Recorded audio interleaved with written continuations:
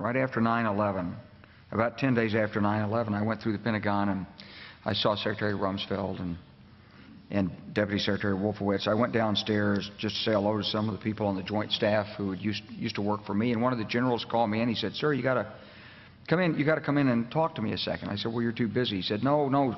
He says, "We've made the decision. We're going to war with Iraq."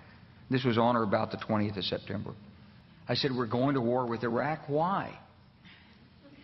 He said, "I don't know." He said, "I guess they don't know what else to do." So I said, "Well, did they find some information connecting Saddam to Al-Qaeda?" He said, No. He says, "There's nothing new that way. They just made the decision to go to war with Iraq." He said, "I guess it's like we don't know what to do about terrorists, but we've got a good military and we can take down governments." And he said, "I guess if the only tool you have is a hammer, every problem has to look like a nail."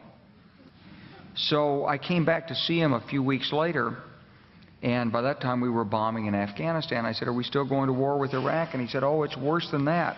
He said, he reached over on his desk, he picked up a piece of paper, and he said, I just got this down from upstairs," meaning the Secretary of Defense's office today, and he said, "This is a memo that describes how we're going to take out 7 countries in 5 years, starting with Iraq and then Syria, Lebanon, Libya, Somalia, Sudan, and finishing off Iran." I said, "Is it classified?" He said, "Yes, sir." I said, "Well, don't show it to me." And I saw him a year or so ago, and I said, "You remember that?" He said, "Sir, I didn't show you that memo. I didn't show it to you." I'm sorry, what did you say his name was?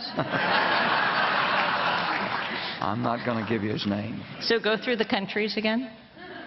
Well, starting with Iraq, then Syria and Lebanon, then Libya, then Somalia and Sudan, and then back to Iran.